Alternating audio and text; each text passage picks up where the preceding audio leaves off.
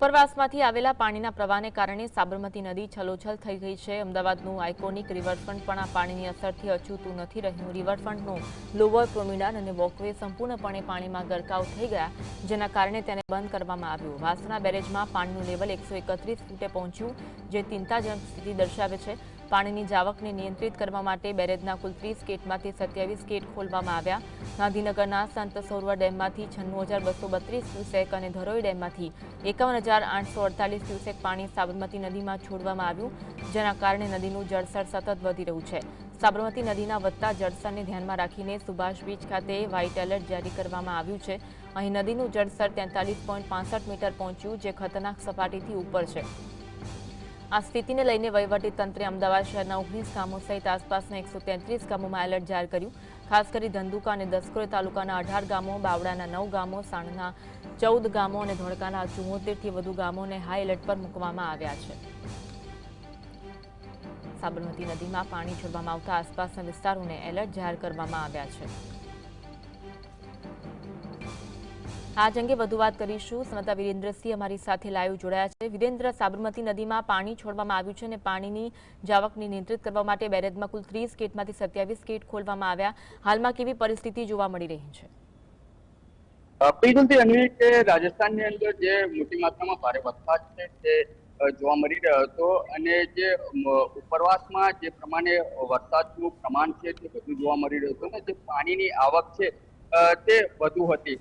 ધરોઈ ડેમની અંદર જે ઉપરવાસમાં પડેલા વરસાદની મોટી માત્રામાં પાણીની આવક થતા જ પાણી છે તે ધરોઈ ડેમમાંથી છોડવામાં આવ્યું હતું અને ધરોઈ ડેમનું પાણી છે તે સંત સરોવરમાં છોડાયું હતું અને ત્યારબાદ સંત સરોવરનું પાણી છે તે સાબરમતી નદીની અંદર છોડવામાં આવ્યું છે।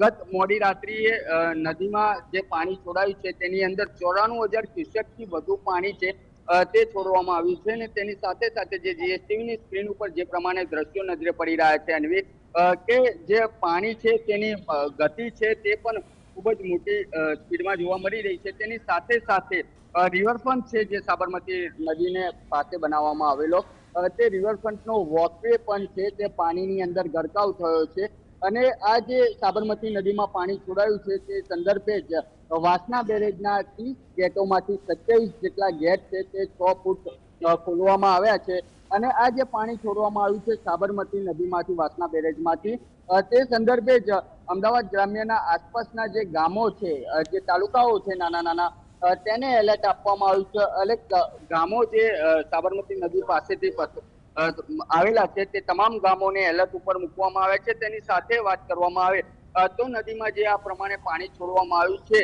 તેની અંદર સાપ પણ મોટી માત્રામાં જોવા મળી રહ્યા છે અને સાપની રેસ્ક્યુ કરવા માટે તંત્ર દ્વારા અલગ અલગ ટીમો છે તે કામે લગાડવામાં આવી છે અને રેસ્ક્યુ ટીમ દ્વારા અન્વી અત્યાર સુધીમાં 100 થી વધુ સાપ છે તે રેસ્ક્યુ કરવામાં આવ્યા છે। તેની સાથે જો વાત કરવામાં આવે તો જે રેસ્ક્યુ ટીમ હતી તેની સાથે પણ જીએસટીવી દ્વારા વાર્તાલાપ કરવામાં આવ્યો હતો અને તેમના દ્વારા પણ કહેવામાં આવ્યું હતું કે જે આ સાપ મળી આવે છે તે કોઈ ઝેરી નથી હતા, પરંતુ પાણીની અંદર ઉસવાટ કરતા સાપ હોય છે। એટલે કોઈ રાહદારીઓ હોય, સ્થાનિક લોકો હોય, તેમના દ્વારા કોઈ ચિંતા કરવાનો વિષય નથી, પરંતુ જે પ્રમાણે પાણી છોડવામાં આવ્યું છે તેની અંદર પણ તંત્રે એલર્ટ જોવા મળી રહ્યું છે, કારણ કે જે વોકવે ઉપર પાણી આવી ગયું છે, જે રિવરફ્રન્ટ ઉપર વોકવે બનાવવામાં આવે છે, રાહદારીઓ સ્થાનિક લોકો માટે બનાવવામાં આવે છે, તેની ઉપર પાણી જોવા મળી રહ્યું છે તે અત્યારે બંધ કરી દેવામાં આવ્યો છે।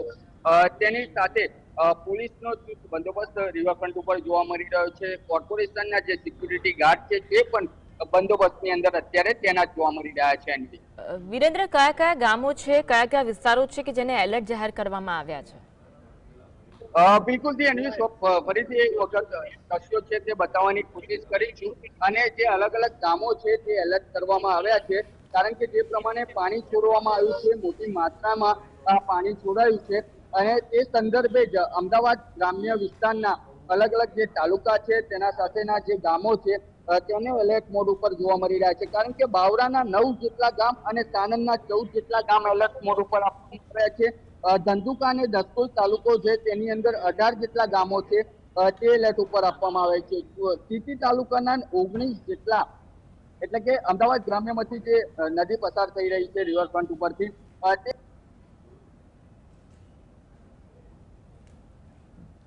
જી જી વિરેન્દ્ર, આભાર વિરેન્દ્ર, જોડાવા માટે અને માહિતી આપવા માટે.